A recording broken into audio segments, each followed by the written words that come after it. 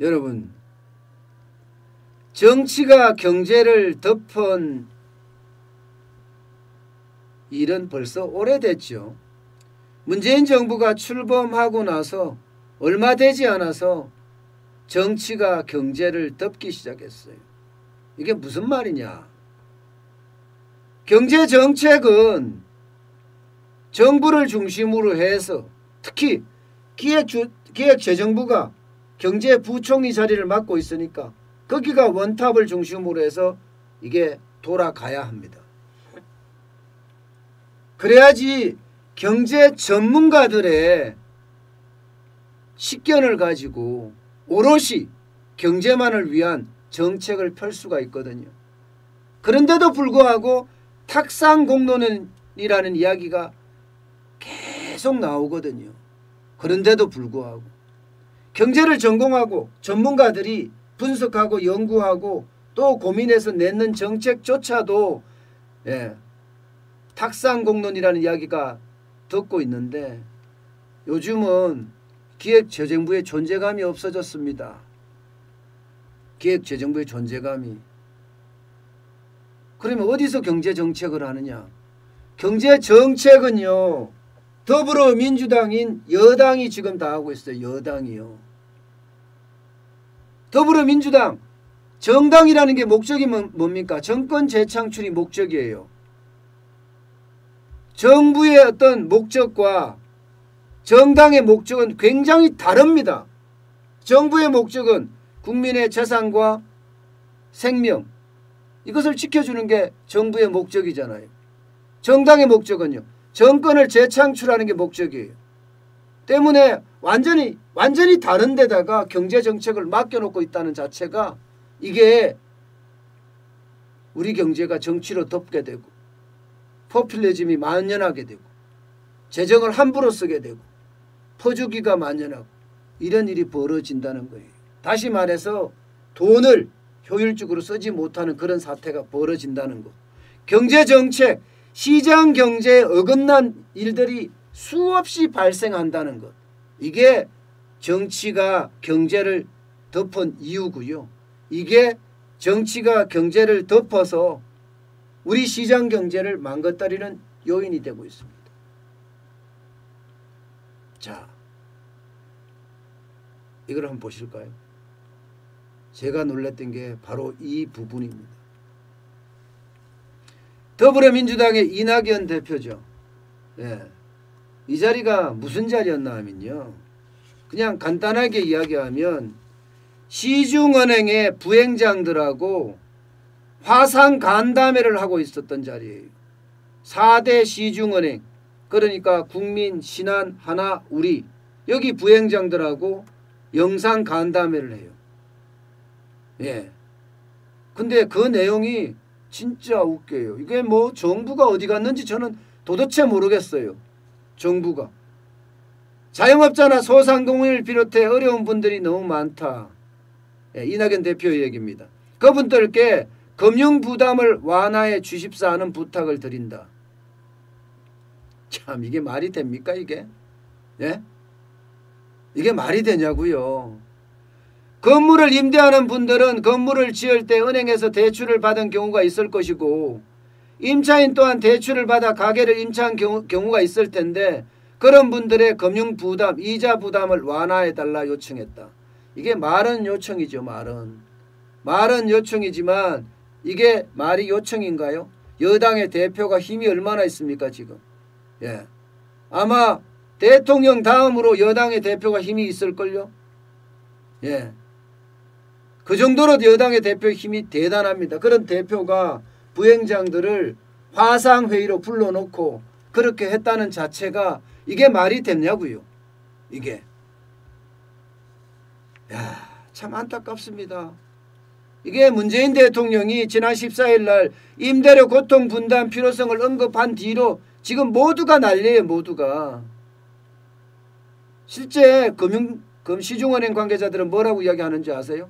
지금 예금이나 대출 금리가 굉장히 복합적으로 얽혀있기 때문에 이게 쉽게 해결할 수 있는 문제가 아니다. 지금 금리를 낮춰주면 지금은 괜찮을지 이렇게 뭐 괜찮아 보일지만 언젠가는 이게 결국 부실로 나타나게 된다. 왜 마음대로 낮추고 높여라고 하느냐. 이렇게까지 이야기합니다. 시중은행에서 말입니다.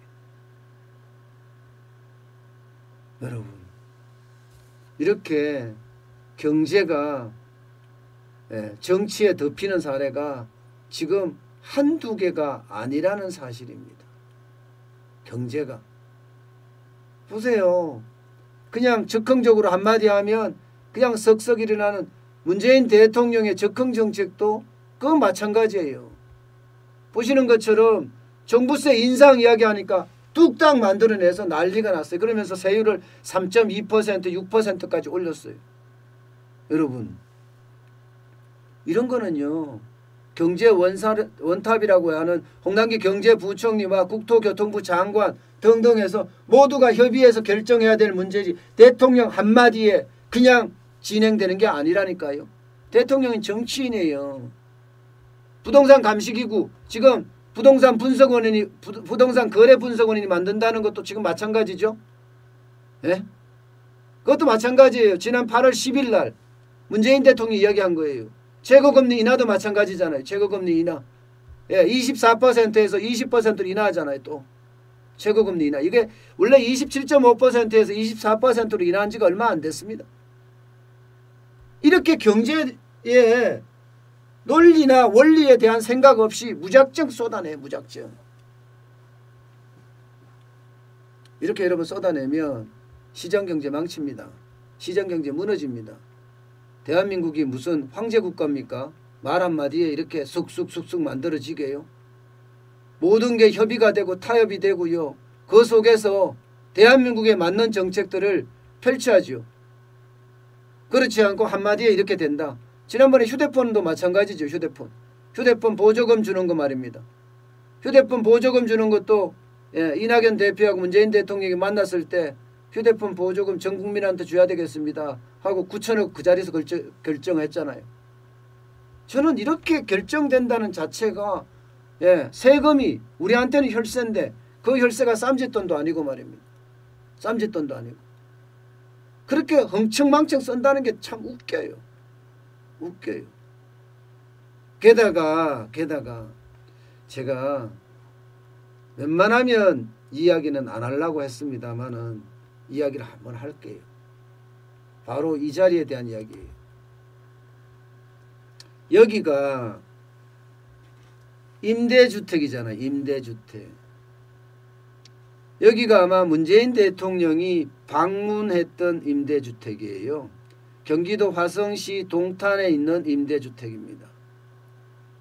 이 임대주택이 또 문제가 되잖아요. 이게 쇼였다는 거 아니에요. 쇼였다. 여기에 들어간 예산만 4억 1천만 원입니다. 여기 인테리어 비용만 두 채 하는데 4,290만 원 들었대요. 이게 누가 돈 내? LH가 냈습니다. LH 빚이 얼마예요? 1,300조가 넘습니다.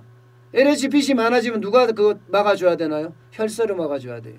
이렇게 돈이 또 낭비되는 사례가 있는 데다가 왜 이런 쇼를 하죠? 이런 쇼를. 이해가 안 돼. 이해가 안 됩니다. 이게 원래는요. 이게 되게 화려한 조명으로 되어 있잖아요. 원래는 어땠냐 하면요. 원래는 이 상태였다고 합니다. 이 상태. 공사 전이라고 얘기해요. 이게 대통령이 방문한다니까 그날 당장 밤부터 시작해서 그야말로 드릴질하면서 난리가 났다는 거 아니에요. 여기를 적어도 2천만 원 이상 들여서 이렇게 만든 거예요. 이렇게 만들어서 대통령이 방문한 겁니다. 이렇게 만들어서. 여기 보증금이 얼마냐? 보통 628만 원에 월 임대료가 23만 7,330원이랍니다. 또 좀 더 큰 데는 보증금이 6,328만 원이고요. 월 임대료가 6만 3,670원이랍니다. 그러면 여기 2천만 원 썼으면 보증금 600만 원짜리 보증금 600만 원짜리 주택에다 인테리어 비용을 2천만 원 썼다는 이야기예요. 보증금 600만 원짜리 주택에다가 2천만 원의 인테리어 비용을 썼다는 이야기입니다. 그런데 실상은요. 여기가 막 여기저기 뜯어지고 곰팡이 나고 누술 나고 부실시공으로 몸살을 앓는 그런 곳이라고 하고요. 4채 중에 1채가 비어있는 곳이라고 이야기할 정도예요. 4채 중에. 그러니까 이게 여러분 점점 쇼가 나온다는 거 참 안타깝죠. 예. 정치가 직접적으로 경제를 이렇게 통제를 해버리면 결국 여러분 경제는 정치화돼서 포퓰리즘이 만연하는 그런 상황으로 발전될 겁니다. 올해 더더욱 저는 어렵다고 생각을 하거든요. 4월에 보궐선거에 내년에 대통령 선거예요. 그렇게 되면 퍼주기가 어떤 식으로 일어날지 정치가 경제를 얼마나 덮을지 그에 대한 우려가 저는 굉장히 된다고 생각을 합니다. 그 우려가 참 기우였기를 저는 바라봅니다. 그렇지만 기우가 아닐 거예요. 결국은 엄청난 우려가 현실화될 가능성이 크다는 이야기입니다.